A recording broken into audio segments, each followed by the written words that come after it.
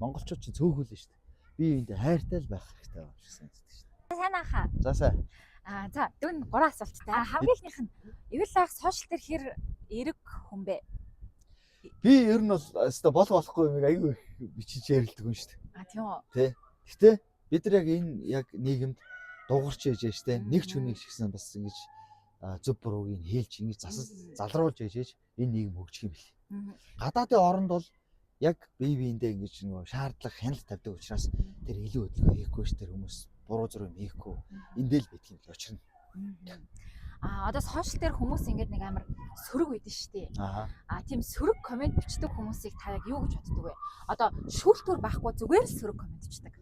Тэр бол яг үнэндээ бол цалин мөнгөтэй холбоотой шүү дээ. Ер нь бол энэ цалин мөнгөний 2,000-3,000 долларт хүрчих юм бол хүмүүс стресс нь хамаагүй багасчих юм бэл. Илт багасна. Тэгээ цалин мөнгө нь хөрөхгүй байгаа юм чинь юунд стрессээ гаргах юм те? Гэр бүлийнхнээгээ одоо загналтай юм шиг, зодолтой юм шиг. Тэгэл тэр сошиалаар гарч ирж байгаа юуг хараад тэнд стрессээ гаргаж арай нэг гайгүй авчирч байгаа байхгүй. Тэгээ өөрөөр хэлэх юм бол одоо бид нар стрессээ гаргадаг ганц хэрэгслэн Facebook болж байгаа шүү дээ. Тэ? Тийш тэ. За таны цалин мөнгө нь амьдралд нь өрөхгүй байгаа бол боддог шүү дээ. Таны бодлоор Монгол сошиал хэр эрэг байна уу сөрөг байна уу? За эрэг юмч байна, сөрөг юмч байна. Одоо нэг үе бол бас хүмүүс бас өөрсдийн гэсэн дархлаатай болж байгаа баяртай байдаг. Тэр гаднаас ямар ч сохилт, ямар ч мэдээ ирж болно шүү дээ. Тэр нь хов хүний байр сууриасаа бодоод тэр өөрийгөө яг зөв буруу мэдэхгүй илэрхийлж яах гэж бас нэг багч гэсэн дархлаатай болж байгаа гэл илэрхийл юм шиг харагдаад байдаг шүү дээ. Манай үзэгчдэд гоё уриалга хэлээч.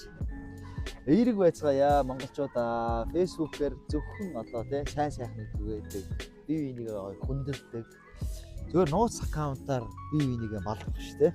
Монголчууд чинь цөөхөл нь шүү дээ. Бие биендээ хайртай л байх хэрэгтэй байна гэсэн үг шүү дээ. Тий.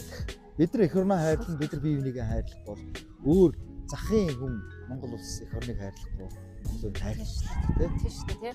Яг нөгөө утга утгаар амар хахтай шүү дээ тий. Яг тэрэн шиг улс усараа бас бамираа байхгүй юу? Тий шүү дээ. За баярлалаа. За болсон. Ой амх юм уу? За манай хавтрагч 777 старын гарын билээ. За баярлалаа. Сошиал орчинд эерэг байсан танд баярлалаа гинэ. За баярлалаа. Өөдөө харсансаа өглөг үний 70 гэж ярьдэн шүү дээ монголчууд. За хураа баярлалаа. Тий. Анхны дугаарыг маань зочин бас. Тийм үү? Яг ийм эерэг одоо контент хийдэг. Дээрээс нь одоо энэ асуудал байгаа ч гэсэн энийг яг хийдэг олон хүн байгаасаа гэж боддог шүү дээ. Чи тэ зөв буруугийн одоо амралтаараа юу гэдгийг тэ түнчрээ зогсож бид нар ирээл үзэл ингээд бичлэг үзэл явж шүү дээ. Тэгэхээр би яг зөв байна уу, буруу байна уу? Ийм хийсэн хүнийг одоо зөв хүлээж авч байна уу? Тэ? Одоо жишээ нь тамхиныхаа цонхоор ишээ шидсэн хүнд яаж хандж яах хүмүүс тэ? Тэгээ би одоо тамхи татдаг хүн цонхоороо хаяул ер нь хөдөлгөг байх нь уу, муухай байх нь уу, зөв байх нь уу ялгаж салгадаг л байх хэрэгтэй байна. Тэгвэл одоо нэр яг тамхи гэснээс цонхоороо ингээл тамхиныхаа нэг шиг шийдэх зөндөө байдаг шүү дээ. Тэгээд ингээд шүсээ хаяад. Заваа шүү. Айгүй. Тамхи татж байгаа бол нэг ийм үнсний савтай болчих хэрэгтэй шүү дээ. Нөгөө машины голоо арьсалж байгаа шүү дээ. Гэх мэтчлээ одоо уриалгах зүйлүүд зөндөө байна. Ийм контент хийх маш их боллоо гэж өрөөё. Баярлалаа. За баярлалаа. Өөр юм байгаа мó? Оо малцаа.